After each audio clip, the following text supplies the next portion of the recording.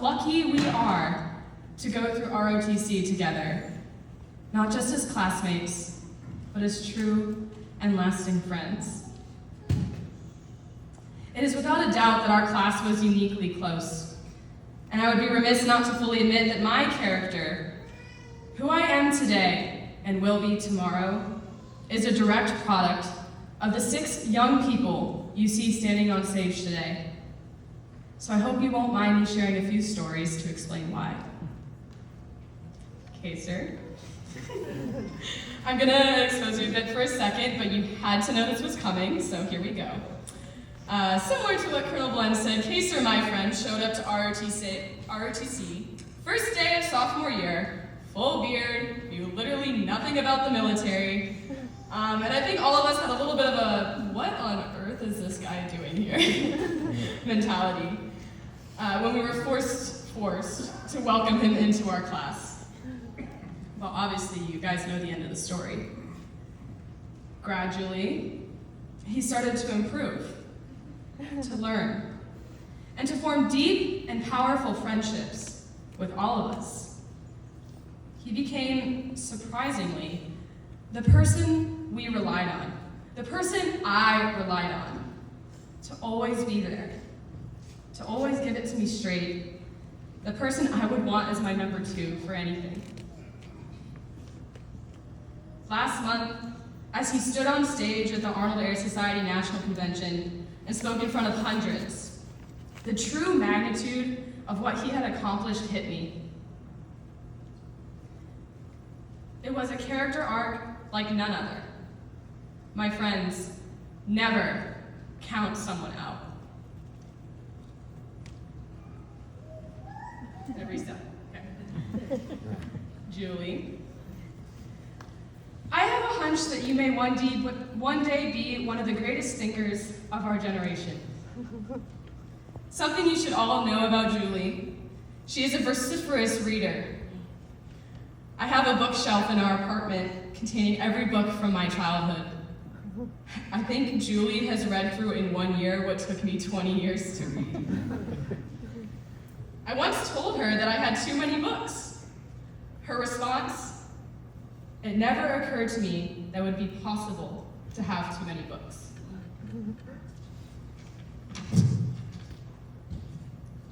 But I also will never forget summer nights at her family home of Dragon, where 3 great oak trees frame a white farmhouse.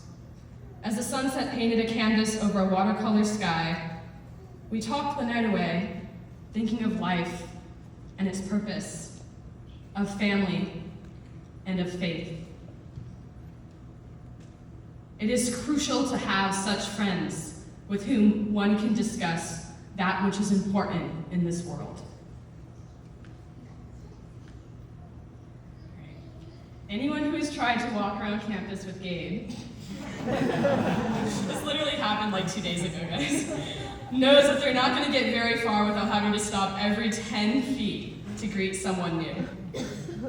Gabe knows literally everyone.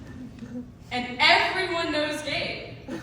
In fact, he's cultivated somewhat of an aura about him on campus the last few years, as the guy in jeans and the cowboy hat.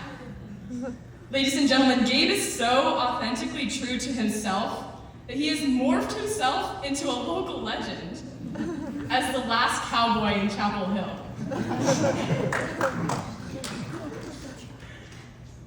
Given this reputation, I guess it makes sense that at first some of the freshmen would tell me that they were scared of him. But I always thought this was like really kind of funny for Gabe to be the person that they were scared of, because he's probably one of the kindest people I will ever know.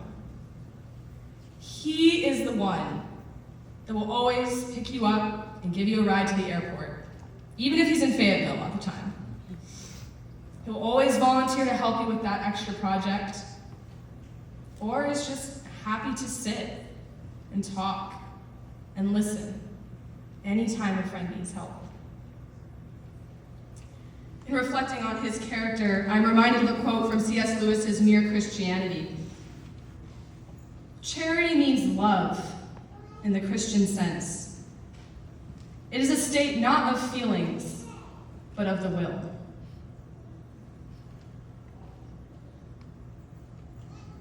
I often call Caroline the moral compass of our class.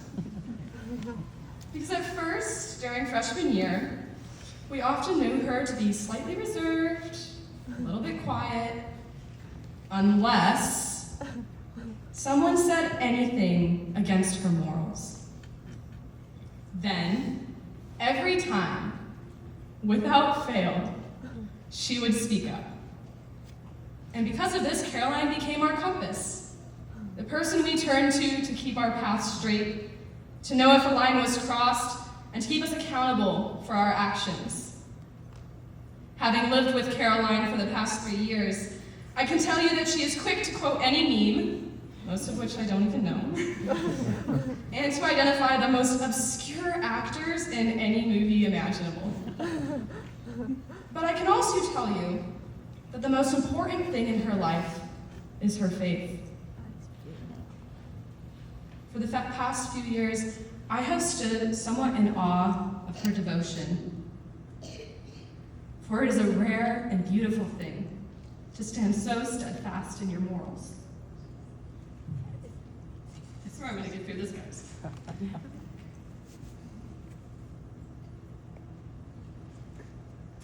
I've often joked that Avery is the voice of our class. Anyone who knows her will know that she really is not afraid to speak up for what she believes. And because of this, she's also the first to pitch new ideas and to actually try them. For those who don't know, this semester Avery served as our cadet wing commander, constructing Det 590's first ever Cadet Delta. Unafraid to venture outside the box.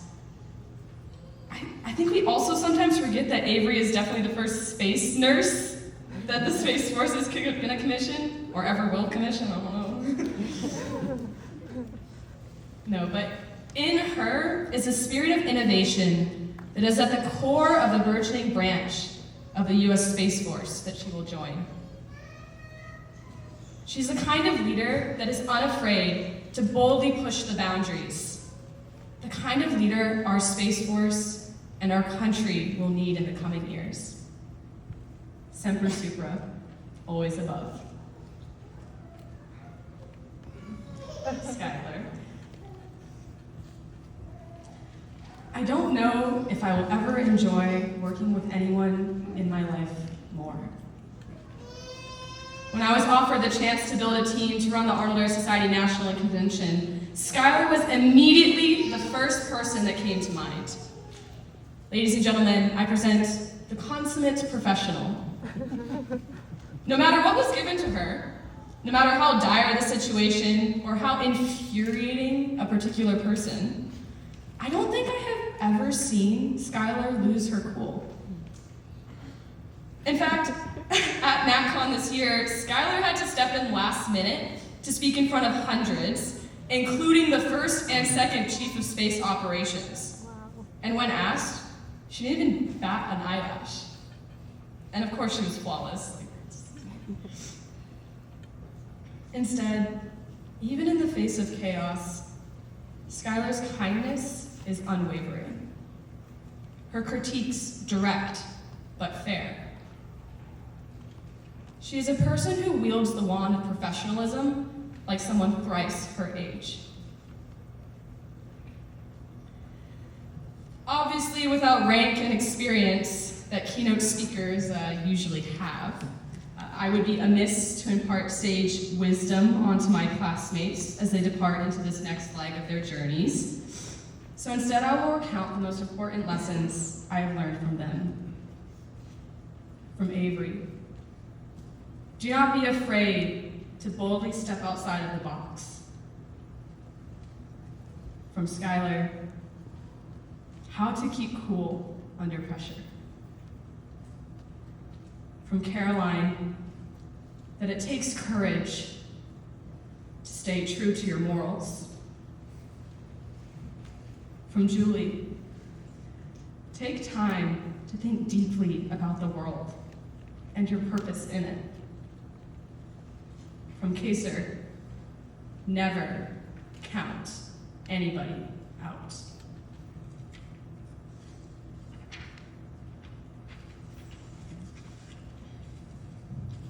And from Gabe, do not be afraid to love deeply and to love often. I realize this was a bit of an unconventional speech at a commissioning ceremony, but from the bottom of my heart, it is what I needed to say. So thank you all for listening, and to my friends, thank you for everything.